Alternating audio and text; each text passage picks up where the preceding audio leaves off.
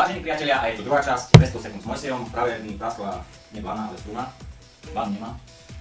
Tak sa ju pokúsim navíjať, ale keďže máme 11:46, tak musíme niečo zjesť. Takže odložíme výmenu struny a pôjdeme variť. Keď ideme variť, vážení priatelia, skvelej chuti, musíme sa teoreticky pripraviť na varenie, to znamená, že musíme si urobiť rozpis, čo a ako budeme variť.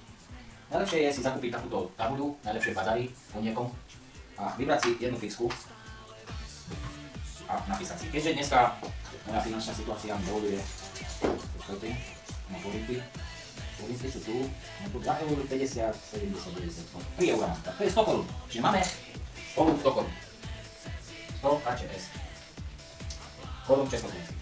Niekedy za 100 korún československých som nemusel chodiť do obchodu a nakúpiť si jedlo alebo ingrediencie na varenie, ale za 100 korún som dostal 8 krát vypražený sír a minimálne 5 piv.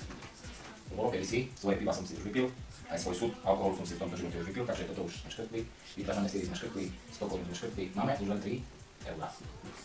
Keď nevystúpi Anglicko z Európskej únie a Grécko, tak v tom prípade by mali 2. Češi to neurobili, ale to je jedno. Čiže máme, toto škrtneme, máme 3 eurá.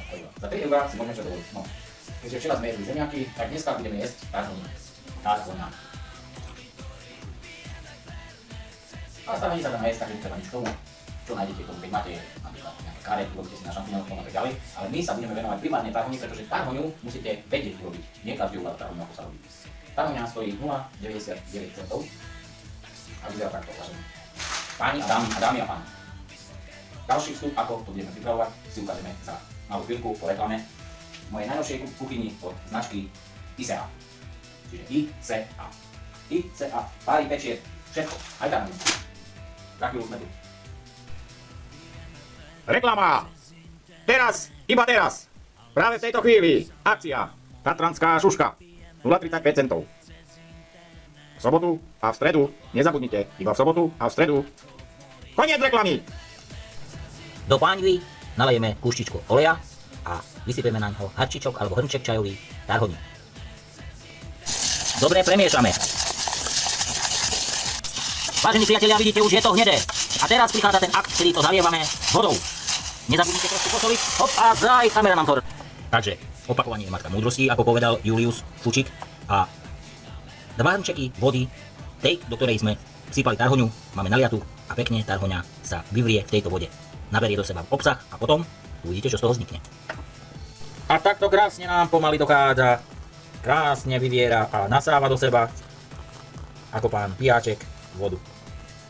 Je to v finále. A je tu záverečná chvíľa našej krásnej situácie, kedy naša tarhoňa je hotová. Odkryjeme, že sa dimí, pretože už môžeme stiahnuť plameň. Už sa nevarí, voda nasiakla, vidíte tu pekný horí plamienok.